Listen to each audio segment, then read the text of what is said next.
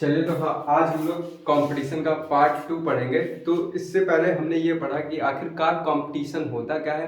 Competition दो species के बीच में होता है जो कि क्लोजली रिलेटेड रहती है, और उसमें जो सुपीरियर वाला रहता है वो जीत जाता है, इन्फीरियर वाला जो रहता है वो हार जाता है। अर्थात कि कंपटीशन जब होगा तो दोनों का नुकसान होगा, अर्थात कि यहाँ पे माइनस माइनस दोनों की तरफ रहेगा, दोनों का नुकसान होगा, किसी का ज़्यादा होगा किसी का कम होगा। समझ में आई ये बात? तुम लोग जान लो, कंपटीशन होगा तो दोनों का नुकसान होगा कि बस किसी का कम होगा किसी का ज़्यादा होगा। जो सुपीरियर वाला रहेगा उसका थोड़ा कम होगा और जो इन्फीरियर वाला रहेगा उसका ज़्यादा नुकसान होगा। और हमने ये पढ़ा कि कंपटीशन का एविडेंस किसने दिया था? कैनल साहब ने दिया था। क्या करके दिया था? उन्होंने कंपटीशन रिलीज किया था, अर्थात कि बैलेंस नाम की जो स्पीसीज थी उसको वहां से रिमूव कर दिया था। कौन से रीजन से? इंटरटाइडल रीजन से। तब उन्होंने ऐसा ऑब्जर्व किया कि जो थैलमस था वो तुम्हारा एबव टाइडल रीजन से लेके तुम्हारा इंटरटाइडल रीजन तक आ गया था, क्योंकि उसका कंपटीशन वहां पे हट गया था, तो अर्थात वो अपनी स्पीसीज को बढ़ा दिया था। आज हम लोग पढ़ेंगे कि अब तक तो हमने ये पढ़ा कि कंपटीशन तब होता है जब हमारे पास रिसोर्स लिमिटेड रहता है। अब हम लोग ये पढ़ेंगे कि कंपटीशन तब भी होगा जब हमारे पास रिसोर्स अनलिमिटेड रहेगा। और फिर हम लोग ये पढ़ेंगे अब कि कंपटीशन, हमने ये पढ़ा कि कंपटीशन क्लोजली रिलेटेड स्पीसीज के बीच होता है, अर्थात कि ऐसी स्पीसीज जो एकदम क्लोजली रिलेटेड हो या फिर उसी से बिलोंग करे उसमें होता है। लेकिन अब हम लोग पढ़ेंगे कंपटीशन ऐसे लोगों के बीच में होता है जिनका कुछ लेना देना नहीं है, अर्थात कि उनका स्पीसीज कोई दूसरा है, उनका स्पीसीज कोई दूसरा है। फिर उसके बाद हम पढ़ेंगे कि कंपटीशन में जब हमारा रिसोर्स लिमिटेड होता है तब कंपटीशन हो भी नहीं करेगा, और जब हमारे पास अनलिमिटेड रिसोर्स आएगा तब वो कंपटीशन होगा। अजीब बात है। तो अब हम लोग आज सब चीज, आज कंपटीशन पूरा मैं कंप्लीट कर दूंगा। तो अब हम लोग ये पढ़ेंगे कि अब तक हमने ये पढ़ा था कि कंपटीशन सेम स्पीसीज के बीच होता है। अब हम लोग पढ़ेंगे कि कंपटीशन अलग अलग स्पीसीज के बीच में होता है। तो देखो, एक साउथ अफ्रीका में, सुनना मेरी बात, सॉरी, साउथ अमेरिका में एक सैलो लेक पाया जाता है। ठीक है, अब सैलो लेक किस तरह दिखता है ये मैं तुम लोगों को दिखा देता हूं। साउथ अमेरिका की बात कर रहा हूं, और ये तुम्हारा भाई सैलो लेक हुआ। फोकस है कैमरा का? चलो ठीक है, ये तुम्हारा सैलो लेक है। अब सैलो मतलब क्या होता है? कम। लेक मतलब तालाब। ऐसा लेक जिसमें पानी की मात्रा कम हो उसको हम लोग सैलो लेक बोलते हैं। तो मैं यहाँ पे लिखते चलता हूँ ताकि तुम लोग नोट्स भी बना दे। चलो, हम लोग किसके बारे में देख रहे हैं कि हमारे पास, हम ऐसे रिसोर्स के लिए लड़ेंगे जिसके दो अलग अलग स्पीसीज एक सेम रिसोर्स के लिए लड़ेंगे। लेकिन हमने अब तक क्या पढ़ा था? कंपटीशन उन्हीं लोग के बीच में होगा जो क्लोजली रिलेटेड स्पीसीज रहेंगे। लेकिन अब हम लोग पढ़ेंगे कि कंपटीशन उन लोगों के बीच में भी हो सकता है जो कि एकदम क्लोजली रिलेटेड ना हो। तो एक साउथ अमेरिका में, लिखते जाना मेरे साथ, साउथ अमेरिका में सैलो लेक में, सैलो माने कम, लेक माने तालाब। सैलो लेक में क्या होता है कि हमारा पाया जाता है जू प्लैंक्टस। अभी तुम लोग बोलोगे जू प्लैंक्टस क्या होता है? जू प्लैंक्टस जो है एक छोटा सा ऑर्गेनिज्म होता है जो कि बिलोंग करता है, जू प्लैंक्टन है, PLANKTON, प्लैंक्टन होता है। ये तुम्हारा फाइलम ऑर्थोपोडा से बिलोंग करता है, class 11 chapter number 4 animal kingdom से फाइलम ऑर्थोपोडा से बिलोंग करता है। अब ये ऑर्थोपोडा से बिलोंग करेगा तो इसको क्या क्या क्या खाते हैं ना, ये यहाँ पे जो हमारी सैलो लेक्स में जो फिश रहती है, अर्थात की जो फिश रहती है वो भी इसको खाती है। तो क्या मैं यहाँ की जो फिश रहती है उसको रेसिडेंशियल फिश बोल सकता हूँ? रेसिडेंटियल फिश, अर्थात कि इसी की जगह पे रहने वाले। रेसिडेंशियल हम लोग उन लोगों को बोलते हैं जो लोग अपनी जगह पे रहते हैं, अर्थात कि मैं बोल दूं कि मैं सागन का रेसिडेंशियल निवासी हूं, अर्थात कि मैं यहीं पे रहता हूं। तो जो सैलो फिश में मछलियां रहती है वो भी जू प्लैंक्टन को खाती है। और अब फ्लेमिंगो नाम की बर्ड होती है, फ्लेमिंगो, फ्लेमिंगो नाम की बर्ड भी जू प्लैंक्टन खाती है। तो यहाँ पे हमको क्या समझ में आ रहा है? जरा देख रहे हैं यहाँ पे तुमको क्या समझ में आ रहा है? तुम लोग खुद सोचो, इनका, बर्ड का और मछली का क्या कोई स्पीसीज से रिलेटेड है, या फिर इनकी स्पीसीज सेम है? नहीं सेम है, लेकिन इनका फूड सेम है। अर्थात यहां से ये समझ में आ रहा है कंपटीशन उन लोगों के बीच में भी हो सकता है जिनका स्पीसीज एकदम डिफर हो, लेकिन तब भी वो सेम रिसोर्स के लिए फाइट करेंगी। अब तुम लोग थोड़ा जू प्लैंक्टस की मैंने फोटो ली थी, मतलब फोटो डाउनलोड की थी जू प्लैंक्टस की, देख लो, दिख रहा है? ये तुम्हारे जू प्लैंक्टस है जो कि बिलोंग करते हैं फाइलम आर्थ्रोपोडा से, और ये क्लास 11 चैप्टर नंबर 4 में तुम लोग पढ़े हो एनिमल किंगडम में। दिख गया ना? किसी को मतलब खाने दिए, ये दोनों लड़ते हैं, अर्थात इन दोनों के बीच कंपटीशन होता है, और इसमें कंपटीशन में घाटा किसका होगा जरा बताओ मुझको? घाटा दोनों का होगा और फायदा भी दोनों का होगा। तो कंपटीशन में ये चीज याद रखना, किसी का ज्यादा घाटा होगा, किसी का कम घाटा होगा, लेकिन घाटा दोनों का होगा। अब हमने ये पढ़ा कि यहाँ पे कंपटीशन हुआ, और कंपटीशन उन लोगों के बीच में हुआ जिनकी स्पीसीज एकदम डिफरेंट थी। अब हम लोग एविडेंस ऑफ कंपटीशन फिर से पढ़ेंगे कि आखिर कंपटीशन की डिफिनेशन किसने दी थी। हमने कल क्या पढ़ा था कि एविडेंस ऑफ कंपटीशन तो हमने पढ़ा था कि किसने कंपटीशन का एविडेंस दिया था, लेकिन किसकी मदद से दिया था भाई? जरा तुम लोग याद करो, कंपटीशन की मदद किसकी वजह से दिया था? वो दिया था कंपटीशन रिलीज की मदद से हमको अपना एविडेंस मिला था। अब हम लोग कंपटीशन रिलीज फिर से पढ़ेंगे, अर्थात कि हम लोग कंपटीशन एविडेंस पढ़ेंगे, कंपटीशन रिलीज नहीं पढ़ेंगे, सॉरी। हम लोग कंपटीशन एविडेंस फिर से पढ़ेंगे, लेकिन अब की किसने दिया? गॉस साहब ने दिया। गॉस वो वाला नहीं, फिजिक्स वाला है जो तुम लोग इक्वेशन समझ रहे हो। तो गॉस साहब ने क्या कहा था? देखो, गॉस साहब ने कुछ नहीं कहा था, वही कहा था जो हम लोग अब तक पढ़ते आ रहे हैं। इन्होंने ये बोला, गॉस साहब ने, GAU, हाँ स्पेलिंग वही है जो फिजिक्स वाला है, मतलब फिजिक्स में जो पढ़ते हो गॉस थ्योरम। तो गॉस साहब ने ये बोला कि कंपटीशन उन लोगों के बीच में होगा जो क्लोजली रिलेटेड रहेंगे, और सुपीरियर वाला जीतेगा, इंफीरियर वाला डाउन होगा, डोमिनेट होगा सुपीरियर वाले से, और कंपटीशन उन्हीं लोगों के बीच में होगा जिनका रिसोर्स लिमिटेड रहेगा। तो क्या मैं डिफिनेशन लिख दूं? लिखने की जरूरत है तो बताओ, मैं लिख दूं? इनके हिसाब से, एक मिनट रुक जाए, मैं वीडियो पॉज करके डिफिनेशन लिख देता हूं, वरना टाइम वेस्ट होगा। तो आइए अब हम लोग जानेंगे गॉस के हिसाब से हमारी एविडेंस कंपटीशन की डिफिनेशन क्या थी, अर्थात इन्होंने क्या एविडेंस दिया था कंपटीशन को बताने के लिए। तो इनका पहले हम लोग डिफिनेशन पढ़ते हैं, जो कि मैं अभी लिखा हूं वीडियो पॉज करके, कि टू क्लोजली रिलेटेड, अर्थात कि जो स्पीसीज रहेंगे वो क्लोजली रिलेटेड रहेंगे किसके द्वारा, मतलब कौन बोल रहा है कि दो स्पीसीज क्लोजली रिलेटेड रहने चाहिए कंपटीशन के लिए? गॉस साहब बोल रहे हैं, अर्थात एक गॉस के द्वारा ये डिफिनेशन दी गई है। तो two closely related species competing for the same resource, अर्थात कि दो स्पीसीज हैं, जैसे कि लाइन डियर का एग्जांपल ले लो, वो एक रिसोर्स के लिए लड़ते हैं, अर्थात कि डियर के लिए लड़ेंगे। कैन नॉट कोएग्जिस्ट, अर्थात वो साथ साथ नहीं रह सकते, क्योंकि कंपटीशन में देखो, जब तक कंपटीशन नहीं होगा तब तक तुमको खनवे नहीं मिलेगा भाई। तो यहीं पे लिख रहा है कैन नॉट एग्जिस्ट इनडिफाइनली, अर्थात कि वो लोग साथ में नहीं रह सकते, मतलब कि किसी का फायदा होगा किसी का नुकसान होगा। ये नहीं कि वो लोग को, मतलब क्या होता है सेम, अर्थात कि ऐसा नहीं हो सकता कि वो दोनों को कोई नुकसान ना हो। समझ में आ रहा है ना? जैसे कि कंपटीशन, मैंने ये तुमको बताया कि कंपटीशन क्या होता है, दो लोगों के बीच होता है, ठीक है, जो कि क्लोजली रिलेटेड रहते हैं और सेम स्पीसीज के बीच होता है। अब कंपटीशन अगर नहीं होगा तो वो को एग्जिस्टेंस में आ जाएगा, अर्थात कि सामान्य हो जाएगा, तो वो कंपटीशन नहीं कहलाएगा।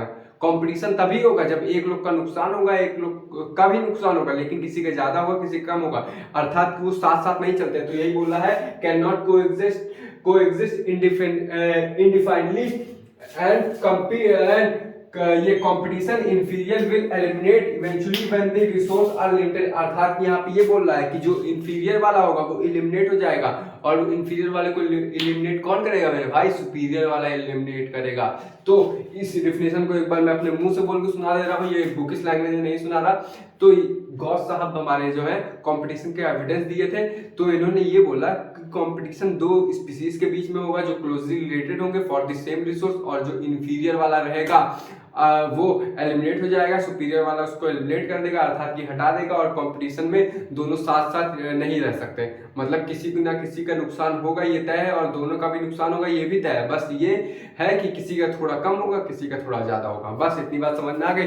अब इन्होंने इसका एग्जाम्पल दिया, मतलब कैसे मान ले कि इनका डिफिनेशन सही है। जैसे कि मैंने कैनल साहब का तुम्हें जब बताया, प्रूफ किया कि उन्होंने कैसे बोला, तो उन्होंने बेर्थेल्मस और बैलेंस का एग्जांपल लेकर प्रूफ किया, समझ रहे हो ना? तो इन्होंने क्या एग्जांपल देके प्रूफ किया अपने डिफिनेशन, तो इनका भी थोड़ा देख लेते हैं। तो इन्होंने क्या किया कि इन्होंने एक आइलैंड लिया। अब आइलैंड क्या होता है ये भी सुन लो, आइलैंड वाला ये है, तो यहाँ पे समुद्र के चारों किनारे पानी बन रहेगा, अर्थात कि आइलैंड हमारा चारों तरफ से पानी पानी से घिरा रहता है। तो इस आइलैंड पे इन्होंने ऑब्जर्व किया कि एक टर्टल्स थी, अरे कछुआ, और इस ये कछुआ तो लग नहीं रहा है, ये मान लो कछुआ थी, और ये कछुआ क्या थी, एबेंगडन टॉर्टॉइस थी।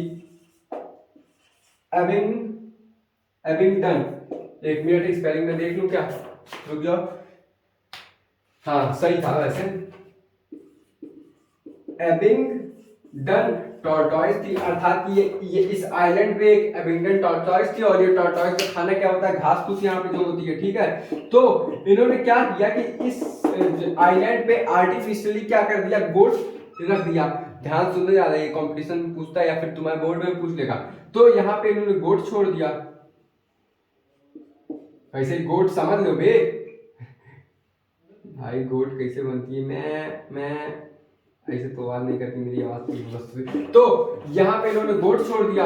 तो एक चीज बताओ, गोट की ब्राउजिंग कैपेसिटी ज्यादा होगी कि या टॉर्टोइस की? अब तुम बोलोगे ब्राउजिंग कैपेसिटी क्या होती है, ब्राउजिंग मतलब चलने की कैपेसिटी किसकी ज्यादा होगी, गोट की ज्यादा होगी, टॉर्टोइस की होगी? अबे कॉमन सेंस लगा मेरे भाई ना, टॉर्टोइस खुद इतना धीरे धीरे दौड़ता है तो चलेगा कैसे जल्दी जल्दी। तो यहाँ पे देखा गया कि जो गोट, जब इन्होंने आर्टिफिशियल छोड़ा, किसने छोड़ा, गॉस साहब ने, तो इन्होंने देखा कि लगभग 10 सालों में ये पूरा घास जो थी यहाँ पे ये इन्होंने खा लिया था और अपनी जनसंख्या बढ़ा दी थी, और यहाँ से टॉर्टॉइस एग्जिस्ट हो गया था, अर्थात कि एक्सटिंक्ट हो गया था, सॉरी, यहाँ से टॉर्टॉइस 10 सालों बाद एक्सटिंक्ट हो गया था, अर्थात खत्म हो गया था। अब कैसे खत्म हुआ थोड़ा ये भी समझ लो तुम लोग। अब जब यहाँ पे गोट्स आया तो इन दोनों के बीच हुआ भाई कंपटीशन, और कंपटीशन होने पे इसकी ब्राउजिंग कैपेसिटी ज्यादा, अर्थात कि घास चलने की क्षमता ज्यादा, तो घास चलने की जब क्षमता ज्यादा तो यहाँ पे जितना भी घास रहेगा ये चल लेगा, समझ रहे हो, जब घास चल लेगा तो अपनी जनसंख्या बढ़ाएगा, क्योंकि हर ऑर्गेनिज्म एनर्जी लेने के बाद क्या करता है, सर्वाइवल और रिप्रोडक्शन करता है, तो यहाँ पे अपनी जनसंख्या बढ़ाने लगेगा, और जब जनसंख्या बढ़ाएगा तो इसको खाने को नहीं मिलेगा, क्योंकि इसकी जनसंख्या जल्दी जल्दी बढ़ेगी तो ये जल्दी जल्दी खाएंगे, तो एक टाइम ऐसा आएगा कि इनको घास खाने के लिए मिलेगा नहीं, क्योंकि ये सारा घास तो ये लोग खा लेंगे, तो अर्थात यहाँ पे ये लोग एक्सटिंक्ट हो जाएंगे, अर्थात कि टॉर्टॉइस वहां से विलुप्त हो जाएंगे, मर जाएंगे। इतनी बात समझ जाएगा, इसको छाप लो, छाप लो, इंपॉर्टेंट है, ये नाम याद रखना, एबिंगडन टॉर्टॉइस, और ये गोट को डाला गया था, किसने की, ये डिफिनेशन किसके द्वारा दी गई है, गॉस के द्वारा, और यहाँ पे एग्जांपल इन्होंने दिया है एबिंगडन टॉर्टॉइस का और गोट का। अब तक तो हमने ये पढ़ा कि जब हमारा स्पीसीज अलग अलग तब भी कंपटीशन हो सकता है। फिर हमने ये पढ़ा कि गॉस के हिसाब से हमारा डिफिनेशन क्या था कंपटीशन को लेकर, और इन्होंने क्या प्रूफ किया, कैसे प्रूफ किया, और कैनल ने क्या प्रूफ किया था, उन्होंने दो स्पीसीज ली थी, एक थैलमस था और बैलेनस था, उसको प्रूफ किया था by the help of competition release. अब हम लोग ये पढ़ेंगे कि जब हमारे पास रिसोर्स लिमिटेड रहे तब भी कंपटीशन ना हो, गजब है। अब तक मैंने ये बताया कि दो स्पीसीज अलग अलग के बीच में भी कंपटीशन हो सकता है, फिर मैंने बताया कि सेम स्पीसीज के बीच कंपटीशन होगा, सॉरी, अब मैं बताऊंगा तुम लोगों को कि कंपटीशन लिमिटेड रिसोर्स के लिए भी नहीं होगा, कैसे नहीं होगा और किसने ये दिया था वो भी जान लो, एक मिनट रुकना।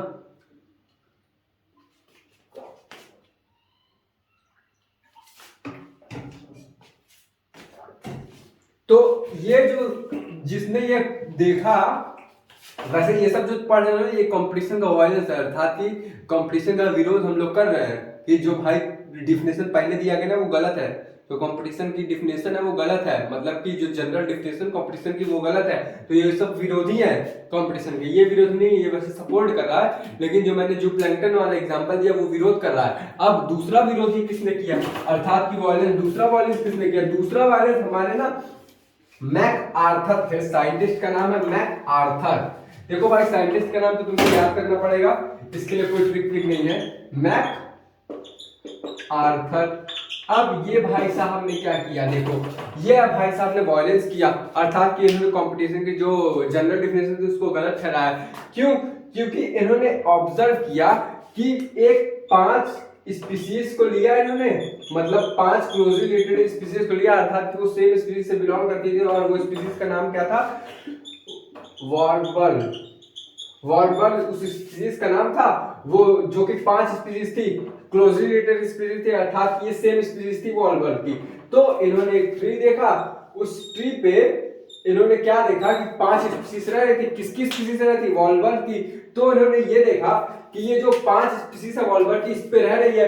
अब एक पेड़ है, एक पेड़ है तो वहां पे रिसोर्स लिमिटेड हुआ, लेकिन इन्होंने देखा ये जो पांचों स्पीसीज थी ना अपना जगह मतलब छिका ली थी। जैसे होता नहीं है पट्टीदारी करते हैं तो मतलब जो पट्टीदार वाले रहते हैं वो अपनी जगह नहीं छिका लेते हैं, गांव में होता है लगभग 1 2 3, चलो मान लो 1 2 1 2 3 4 5, चलो मान लो 5 है, ये 1 हुआ 2 हुआ 3 हुआ 4 हुआ 5 हुआ, चलो ये 5 मान लो।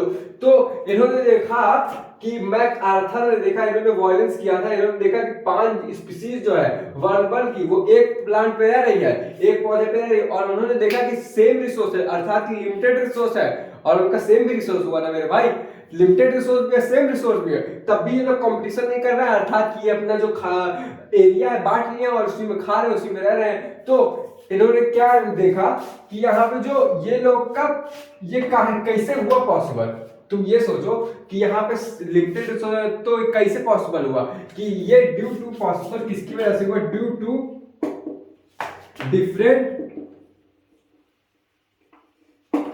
टाइमिंग ऑफ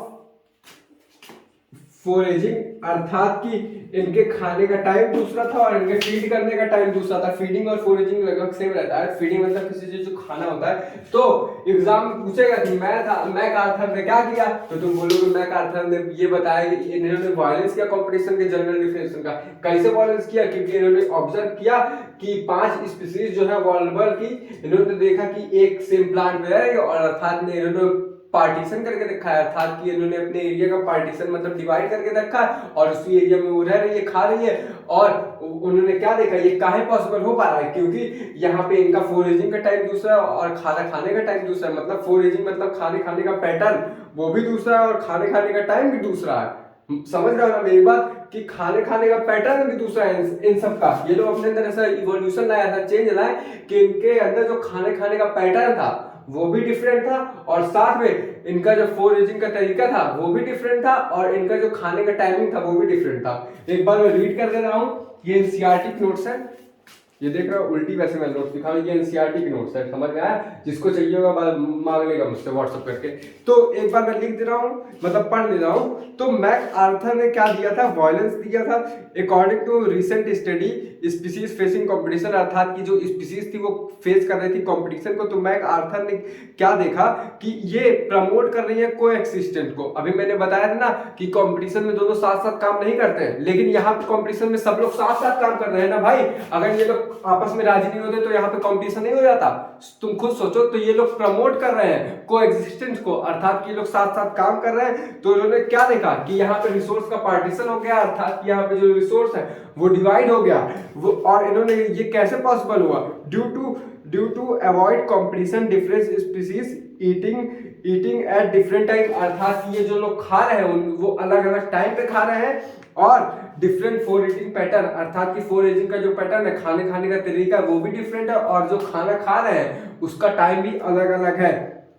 इतनी बात समझ में आ गई तो इसको फट सुन लो। मैक आर्थर ने वॉयलेंस दिया, किसके वॉयलेंस दिया, इन्होंने कंपटीशन के खिलाफ वॉयलेंस दिया और इन्होंने ऑब्जर्व किया तो 5 स्पीसीज थी वर्ल्ड की, वो एक ही प्लान पे रह रही थी, अर्थात कि वहां पे रिसोर्स का पार्टीशन हो गया था और यहाँ पे कोई प्रमोट कर रहे थे कोएग्जिस्टेंस को, अर्थात सब लोग साथ साथ काम कर रहे थे और पार्टीशन का डिवाइड कर लिया था। फिर उसके बाद इन्होंने ये देखा कि ये ऐसा काहे पॉसिबल हो रहा है, क्योंकि यहाँ पे जो ईटिंग पैटर्न है हर एक स्पीसीज का टाइमिंग, मतलब हर एक स्पीसीज क्योंकि सेम स्पीसीज है ना, तो हर एक मतलब हर एक ऑर्गेनिज्म का खाने का टाइम अलग अलग है और उनका जो फोरेजिंग पैटर्न है अर्थात ये खाने खाने का तरीका वो भी अलग अलग है। इतनी बात समझ में आ गई।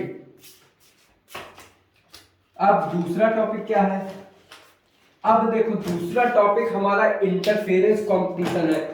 अब तक हमने ये पढ़ा कि हमारे दो अलग अलग स्पीसीज के बीच में कंपटीशन होता है, फिर हमने ये पढ़ा कि जब हमारा रिसोर्स लिमिटेड है तब भी कंपटीशन नहीं होगा। अब हम ये पढ़ेंगे कि जब हमारा रिसोर्स अनलिमिटेड है तब वो कंपटीशन है, तो वो हम लोग पढ़ेंगे और उसको क्या बोलते हैं, इंटरफेयरिंग कंपटीशन। में वीडियो अपनी तरफ से पॉज करके उसका डेफिनेशन लिख रहा हूं क्योंकि इसका डेफिनेशन लिखना जरूरी है। तो आइए अब हम लोग पढ़ते हैं कि इंटरफेरेंस कंपटीशन क्या होता है। इंटरफेरेंस कंपटीशन मतलब इंटरफेयर करना, नाम से प्रूव हो रहा है कि इंटरफेयर किसी चीज में कर रहा है। तो इस टॉपिक पे हम लोग ये पढ़ेंगे कि आखिर में हमारा रिसोर्स अनलिमिटेड है तब वो कंपटीशन हो रहा है। कैसे हो रहा है? देखो कभी कभार हम लोग ऐसा देखे हैं ना, मान लो तुम्हारे पास बहुत ज्यादा खाना है तब वो तुम नहीं देना चाहते हो, तो एनसीईआरटी ने क्या क्या एग्जांपल देके इसको प्रूव किया वो पहले जान लो, फिर डिफिनेशन बाद में जानना है, क्योंकि तुम लोग एग्जांपल समझ लोगे तो डिफिनेशन अपने आप बना लोगे।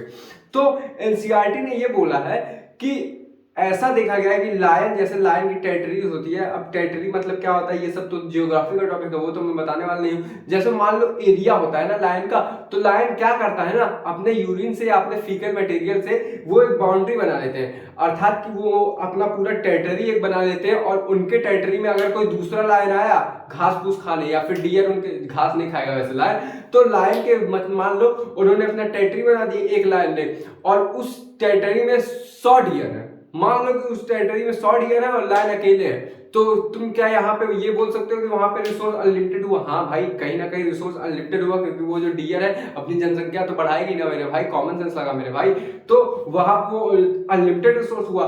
तब भी लेकिन क्या करेंगे ना कि जब कोई दूसरा लायन उनके टेरिटरी में आने की कोशिश करेगा ना, तो वो लायन उस पर अटैक कर देगा। तो यहाँ क्या समझ में आ रहा है कि इंटरफेयर कर रहा है वो दूसरे टेरिटरी में। जब कोई इंटरफेयर करेगा तो जो लायन है अपनी टेरिटरी बना के रखा है, वो उस टेरिटरी में घुसने नहीं देगा, उस पर अटैक कर देगा। तो क्या यहाँ पे ये प्रूव हो रहा है कि जो हमारा क्या है कि हमारा जो टेरिटरी है, अर्थात कि उसमें अनलिमिटेड रिसोर्स है, तब भी तुम आने नहीं दे रहे हो किसी दूसरे को, तब यहाँ पे कंपटीशन हो रहा है कि नहीं? क्योंकि जब वो दूसरा लायन आएगा तुम्हारी टेरिटरी में, तो जो इस टेरिटरी का लायन है वो भी जाएगा लड़ने, अर्थात कि उसमें दोनों को चोट लगेगी, तो दोनों का नुकसान होगा, अर्थात ये कंपटीशन का ही एग्जाम्पल हुआ। फिर देखो इंटरफेरेंस कंपटीशन का एग्जाम्पल हुआ। फिर देखो कभी कभार ऐसा देखा गया है ना कि तुम्हारे पास रिसोर्स भी अनलिमिटेड, जैसे मैंने अभी ये बताया कि यहाँ पे देखो पहली पॉइंट तो क्लियर हो गया, टेरिटरी के लिए कंपटीशन हो सकता है, इंटरफेयर कंपटीशन। अब दूसरा, मान लो कि जैसे मैंने बताया कि एक पर्टिकुलर एरिया में रह रहा है और उसके पास 100 डियर है, और 100 डियर है, लेकिन वो तब भी दूसरे को नहीं खाने दे रहा, तो यहाँ पे ये प्रूव हो रहा है कि इंटरफेयर कर रहा है, अर्थात कि वो खाने नहीं दे रहा, तो उसके पास रिसोर्स भी अनलिमिटेड है, तब भी वो दूसरे वाले लाइन को खाने नहीं दे रहा। तो यहाँ पे ये दूसरा पॉइंट प्रूव हो गया रिसोर्स के लिए। अब ये मेट बचा है, मेट में ये बोला गया है, जैसे मान लो कि तुम्हारी मान लो बीवी हुई या फिर तुम्हारा हस्बैंड हुआ, उस पर कोई और मतलब चक्कर करेगा या फिर कोई उसको लेने आएगा, तो तुमको बर्दाश्त होगा? नहीं बर्दाश्त होगा, थपड़िया दोगे ना, मैं भी वो तो थपड़िया देता।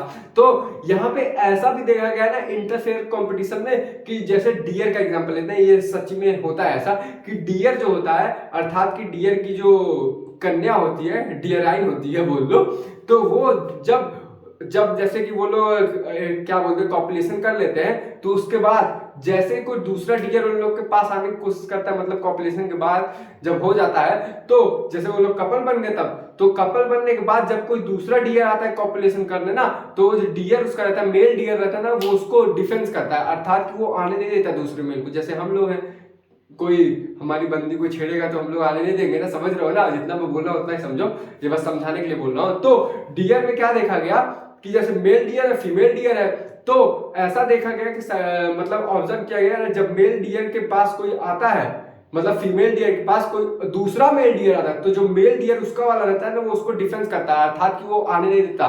तो यहाँ पे क्या हुआ, इंटरफेयर कंपटीशन हो गया। ठीक है, तो डिफिनेशन जरा पढ़ लो, डिफिनेशन पढ़ना बहुत जरूरी है कि interference competition can be occur in unlimited resource. अभी मैंने बताया कि इंटरफेयर कंपटीशन अनलिमिटेड रिसोर्स के लिए होता है। रिवलरी अर्थात की लड़ाई होता है, इसमें किसके बीच होता है? टेरिटरी में, अर्थात की जो लायन है वो अपने एरिया में किसी को आने नहीं देगा, भले उसके पास चाहे जितना जमीन हो, लेकिन वो आने नहीं देगा। फिर टेरिटरी के लिए लड़ाई होगा, जैसे कि उसके पास अनलिमिटेड टेरिटरी है तब भी लड़ाई होगा, या फिर उस लायन के पास अनलिमिटेड डियर है, उस पर्टिकुलर एरिया में जहां पर वो अपना फिगर मटेरियल बिछा रखा है या फिर यूरिन कर रखा है, उसके अंदर बहुत सारे डियर है, तब भी वो किसी और को नहीं खाने देगा, अर्थात कि तब भी कंपटीशन होगा। या फिर मेट, मान लो तुम्हारी बंदी है, या फिर डियर ले लो, फीमेल डियर है, फीमेल डियर के पास कोई दूसरा मेल डियर आएगा, तब भी कंपटीशन होगा, क्योंकि वहां पे तो और सारी भी मेल डियर फीमेल्स डियर रहेंगी ना, लेकिन कंपटीशन होगा यहाँ पे कि वो अपनी वाली डियर के पास नहीं आने देगा, अर्थात कि फीमेल डियर के पास नहीं आने देगा, तब भी तुम्हारा इंटरफेयर होगा, क्योंकि वहां पे तो फीमेल डियर बहुत रहेंगी ना भाई। सोचो, फीमेल डियर तो बहुत रहेंगी ना, लेकिन वो जो मेल डियर रहेगा वो अपनी वाली फीमेल डियर के पास नहीं आने देगा किसी दूसरे मेल डियर को। समझ में आया? तो हमारा इंटरफेरेंस कंपटीशन ये डिफिनेशन हो गई और ये उसका एग्जांपल हो गया।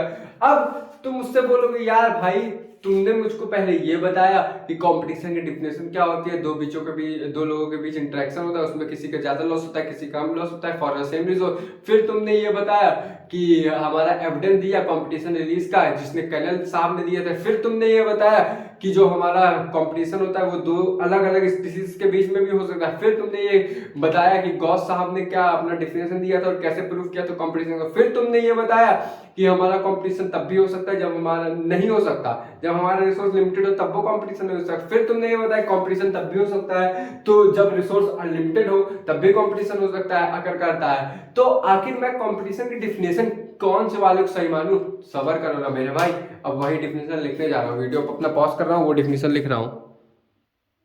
तो आइए अब हम लोग कंपटीशन की फाइनल डिफिनेशन पढ़ेंगे, अर्थात कि कंपटीशन एग्जैक्टली होता क्या है उसकी फाइनल डिफिनेशन हम लोग यहाँ पे जानेंगे।